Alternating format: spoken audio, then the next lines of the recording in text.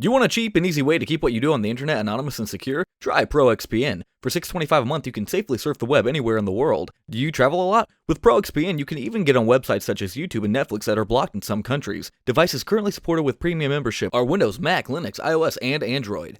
ProXPN, keeping you anonymous since 2009. Try today. Link in the description below. Yeah, today I got, I think they're Travel Star HGST 1TB 2.5-inch hard drives. Some people are like, oh, you're going to put these on a laptop? That's not my intention, is to put these small hard drives on a laptop. My intention is to put these small things in smaller things that are kind of like laptops. They have like laptop specs and stuff.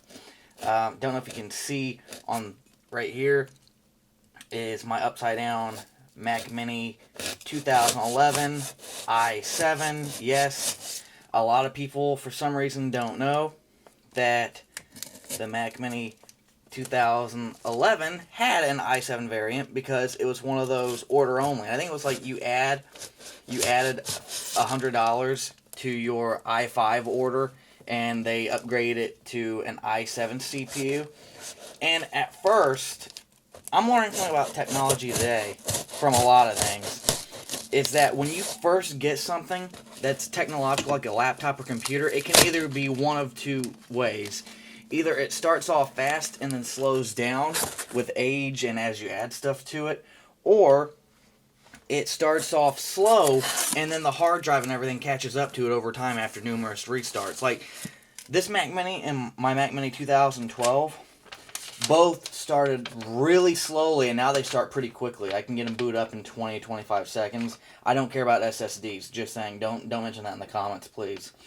I got these three that were 1TB, same one. He used them in a RAID array, and he said he was upgrading to a different one. For $100, he wanted $120, and he's like, you know, 3 for the price of 1. And I'm like, wait, regularly these brand new are $40 to $45. So, no, how about this? That's not 3 for the price of 1. That's paying brand new price what you paid for them when they came out, probably. And he said, well, what do you want to pay? And I'm like, how about $100? And he's like, alright, fine, I'll waive the shipping fee. And so, I got them. So, and I know RAID and stuff. I know what they're used for and whatnot. And I'm hoping that one of these didn't have like a read error and he's thinking, hey, this guy doesn't know what he's talking about. No, believe me, I know what I'm talking about. If you have any read errors, I will run my programs on it to test. But he did wrap these very, very nicely with little hard things in between each drive, which is very nice. And you're like, why are you putting these in a Mac Mini? Well, I have a WD Scorpio Black, which is originally one of the fastest 2.5 inches you could get. And I need more. I need more memory. It's 320 gigabytes. So there's a 500 gigabyte variant, but I need more. And I'm going to back up the WD Scorpio with this one or one of these three on my 2012. Have a backup of that. And have extra memory. Put the other one in there. I'm going to have 2 terabytes of my Mac Mini. One is just for my scratch discs for video, photo editing, audio editing. And the main drive's going to have all the programs installed on it. That way I can speed up my editing and stuff. Because having one drive that doesn't have as much is taking a big toll on it. It's going to produce more heat probably. But I don't really care. As long as it works and these last for at least 1 to 2 years. And I can make my money back on them with jobs and YouTube and stuff. And always when you're buying used hard drives, look to make sure it has the gold button. See that gold circle in the middle that my thumb was touching right there? This gold circle, it's a gold screw. If it does not have that, it's got something wrong with it. They've altered the disc. And this is the HGST 7200, 7k1000, 7200 RPM, 5V, 800 MADC hard drive. December 13th, it doesn't say the year. And usually if you look to see if they're refurbished, you can see on the label around here where it'll say refurb according to HGST standards in really small print if you hold it up to the light properly. And it looks like, no, this is fine. And it even looks brand new. He probably just threw it in a chassis and that was it. Put it in RAID array and that was it. All 3 of them. But, yeah, and I don't see it on this one either. I don't see anything that says refurb or any damage. at all. Just a little bit of dust on the connector, but that's fine. Gold button. Yep, this one's good. He wrapped it really nicely. And I cannot wait. I love taking apart my Mac Minis because it makes me really nervous and stuff. I get really like... you've seen me do like 2 or 3 surgery videos, and I start to sweat profusely because if you screw up one thing on a Mac Mini, it's irreplaceable unless you find like an expert that'll charge you more than the thing's worth. And yeah, all of them had the gold button. I cannot wait to put these in. I would do a surgery video, but every time I do, like I said, I get super nervous. There's no way I can do one. I've got to back up this Mac Mini hard drive and then back up my 2012 Mac Mini hard drive because they both have different files on them. They're both used for different things. This one's like my gaming and video backup that I used originally for video and gaming, and then my 2012 is now my new Premiere video editing Mac Mini, and this one's just the backup for it, where if I need to play a game, I'll play it on here because it has the AMD graphics. And the 2012 has Intel HD 4000, even though it's newer than the 2011, it doesn't have as good of a eGPU.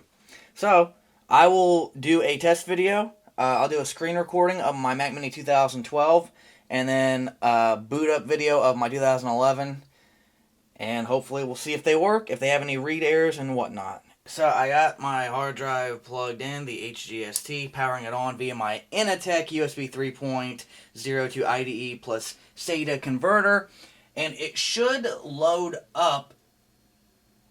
It sounds... Do you want to use new volume 1 terabyte? It's called new... Yep, new volume, that's what he named it. Interesting. No, I don't want to... It not only keeps the spare copy of our file, it remembers how your system looks, so you can revisit your Mac as it appeared last. I don't really know how Time Machine works, other than when you use it to, when you use it online, when you like have a new Mac with no hard drive, you put a hard drive in it, and then you can download like your other stuff. I don't know how it works when you have that, because that just says a backup. And I actually have a program that I know 100% what it does. And I'm not going to waste my time going on to Google. We're going to go to Disk Utility.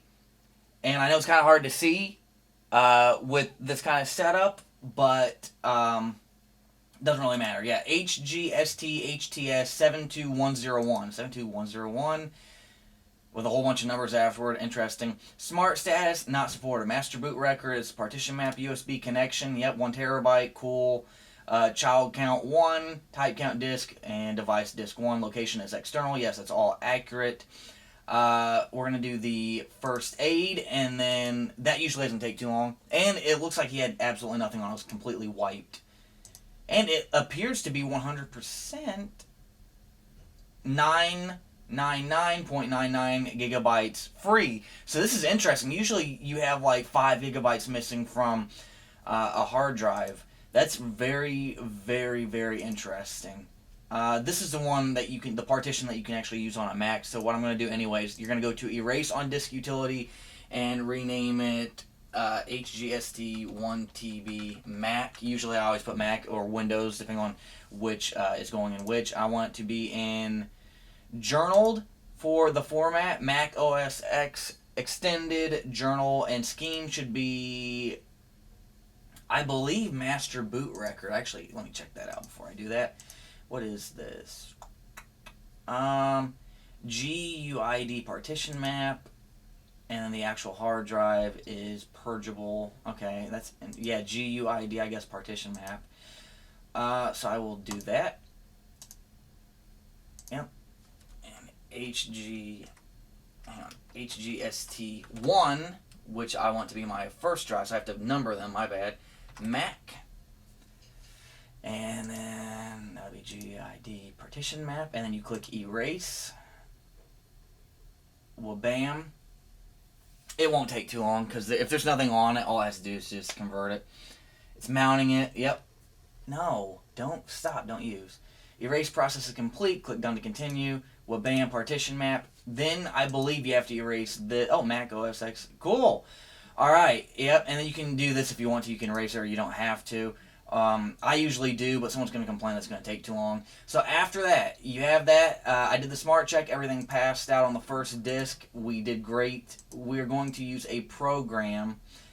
Not Disk Maker. It would be... Let me see. Not Smart Converter. It might be on the second page. Because I just used it a week ago. And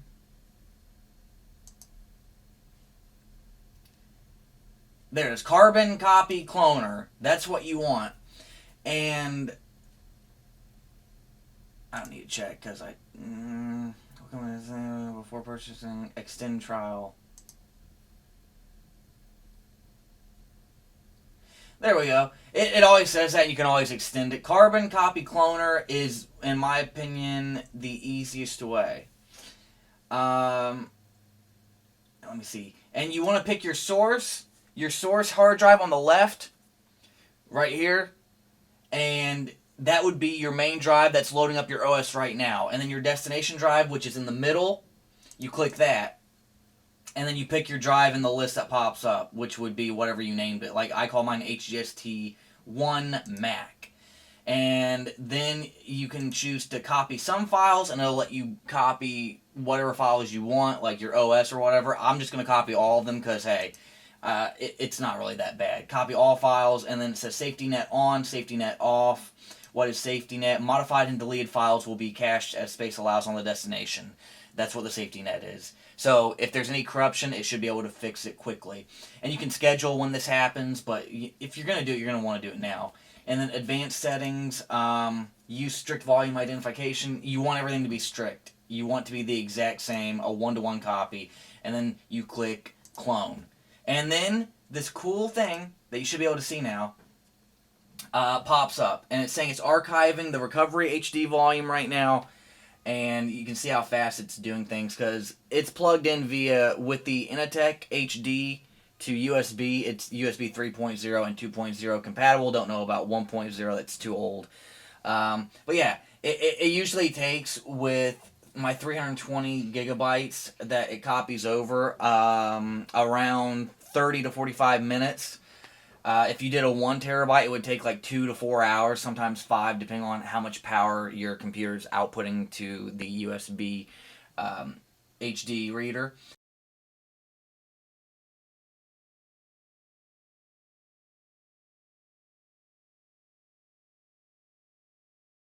Clearly, both hard drives work, and the clone CD backup disk drive worked as well. And I've got to say, undoing Mac Minis is a pain in the ass. Specifically because all the parts that are in the Mac Minis are super, super tight. And they're much smaller than they are on a regular computer. On a regular Mac, the ports are, about, I don't know, they're like 10 centimeters wider on everything. And the RAM is really, really big. But, yeah, I always have missing screws when I undo Mac Minis for myself and other people to fix them up or add other hard drives. And I always have trouble with the fan cable and the thermal sensor and the taking the power cable out and the Wi-Fi cable. After I do that, I'm okay, but I'm gonna end up having extra screws that I forgot where they go to. Even watching the tutorial videos again to find out where these screws go to, I still end up having extras. But yeah, so the hard drives work. They don't click like my WD yet. I have read reviews about HGST / TravelStar drives that do start clicking within 6 months, within a year, within 2 years, within a year to 2 years. Yeah, you want your hard drives to last longer, but most of the time they won't. Things aren't made to last these days, especially not 2.5 platters. But yeah, both of them do. And the second drive shows up as 999.99 gigabytes. So there's only like 0.1, I think 1 megabyte that's being used. which is really different from the other ones like I mentioned earlier. Usually you get a Seagate, you get a WD, there's going to be like 25, maybe 10, 15 missing for the data port. But no, this one, for some reason, when when I uh, when I put a new drive in a Mac Mini or in any Mac, um, after I clone it, a clone drive, it makes the background whatever the default for the OS is. It never keeps the background, but it keeps apps, pictures, movies, video files, editors, stuff like games and game data, save data, crap like that. It keeps all that, but it never keeps the background the same. And it always adds a guest account, even if I delete the guest account because it takes up storage space. Um, but yes, so these work. They load up a little bit faster than my other 7200, even though they have more, so you would think they would load up slower, but no, they load up a lot faster. And the third one, I tested out on my 2011, which is why it's now nighttime, because I had to take apart both Mac Minis, and it worked as well. It looks a lot like this, has the exact same files and stuff. Um, Orange, yellow, blue stuff, filling up the parameters and platters of the disk. But yeah, they both work so far. I will do updates if someone asks me to do an update a week from now, a month from now, a year from now, and I'll tell you if they're still working. Because that WD Scorpio was from the other two guys that owned my 2011 before me. And it came out in like 2009. That WD Scorpio Black came out in 2009, I think it said on the label. And it was starting to click, and that was 9 years ago, so yeah, it lasted a while. I hope these last a while as well. It appears that they're pretty new because they didn't have any scratches or anything. The WD Scorpio had a lot of scratches on it. So it looks like the guy just basically took these 1 terabytes and put them in a RAID array or the same computer and then rated them that way instead of a server kind of like thing, device where you put the hard drives in it, and he just kept them there. Which means that yeah, they putting them in RAID makes them wear out faster because they're going to their full potential. Um, but you can't hear any clicking, you can't hear any noise from the hard drive. It's totally silent. With the WD, I hear like every 30, 40 seconds it does the weird noise, and then the click noise, which means usually it's about to die or it's 75% dead, something like that. These are totally quiet, and you're not going to get SSD speeds out of these unless you do the RAID, but I'm proud to say that I have 2 terabytes in a Mac Mini that was desperately in need of space, and now I have more than I'll ever need. Um, why you would want to put two hard drives of large capacities in your computer is one can be the scratch disk for your editing, your photo editing, your video editing, your audio editing. They always like put a scratch disk, like your backup files, your cache files, your media files. That way, when you go to load it back up, everything plays smoothly in the timeline. If you have it all on one drive, it's going to slow your drive down. You're going to get lag, which a lot of people hate. But if you move your scratch disks over to a second drive, it speeds it up a whole bunch. Oh my god, when I first had two hard drives on my computer, my Windows computer, I noticed a huge difference. There was no lag on the timeline after that when I moved it all over the scratch disk. I'm like, whoa. And things exported about 20 to 40 seconds faster, which doesn't sound like a big difference, but when you make videos, like a whole bunch of videos, it makes the world. So yeah, I'm definitely glad that I got these, and I've been talking to, basically, see, I'm still here, it's a real video, it's not an image, but yeah, I've been talking to a screen for the last 6 minutes. So thank you for watching. I would recommend these. Some people won't. I may have gotten lucky. Some people may get unlucky and get dead ones. But yeah, I like these.